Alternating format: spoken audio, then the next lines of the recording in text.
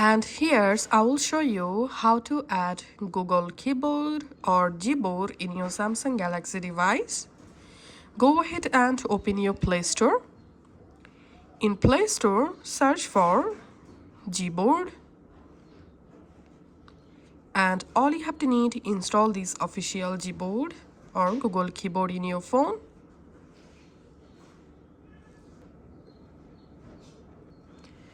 Once the Gboard installed, now go ahead and open the Gboard to set up. Open Gboard app and tap on Enable in Settings.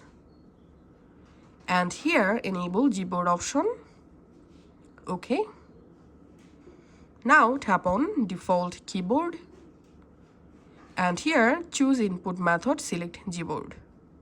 Once you select it, now I'm going to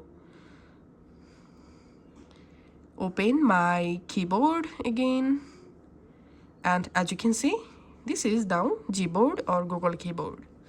Now, in order to customize your Google Keyboard appearance, go ahead and open the Gboard app again. Here, tap on Preferences. Sorry, you have to tap on Theme. And now from here, you can go ahead and select a theme for your Google Keyboard. Tap on Apply. Now let's open our keyboard once more.